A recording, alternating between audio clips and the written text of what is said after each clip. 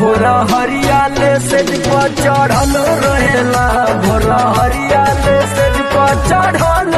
अरे बाबू हो तोहर बाबू पिटैले, लाते जूते खूब कटैले।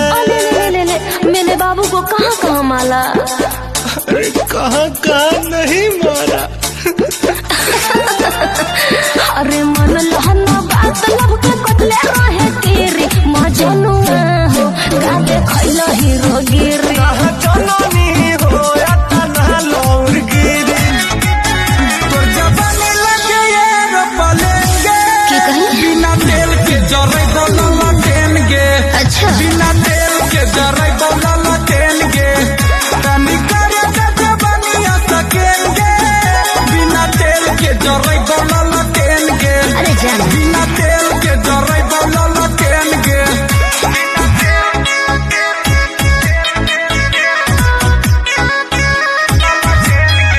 कैसे पसंद करी दोसर भतार हो, छोड़ के तू जाई तू तो होई का हमार हो। सपना में आती हो तो जिया झाड़ करती हो, मैं इतना प्यार करो। अच्छा। मेरी मम्मी लाइक न करती है तो क्या करूं? मेरे डैडी लाइक न करते हैं तो क्या करूं? तुहर पापा लाइक न करे लेता धोखा देवे, मजबूरी बाहो। अरे देख तुम्हारे कुर्ती के डिजाइन मनवा बहकेला। अरे और का हो खेला? जब पहिनेलू अच्छा। जब पहिनेलू तू जालीदार झला झला झलकेला। जब पहिनेलू तू जालीदार झला झला। सौसे बदन का दराइल बा, रंग बसंती आइल बा।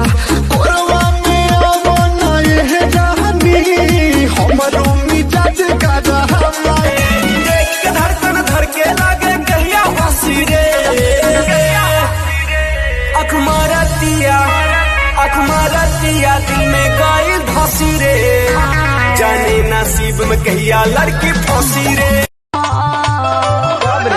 सुनो बतावत है। संग ही बैठ के माच सब बार दिहला, तत्गरे डपिया में राजा साड़ी के अचरा जार दिहला। साटा पे नाचे खातिर आइल पानी, केहू ना छुई हम कह दे तो पानी। अच्छा। ओए बाबू दूरे रहो।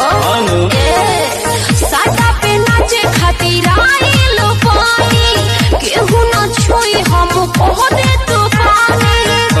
सुना कि जमन चाहिला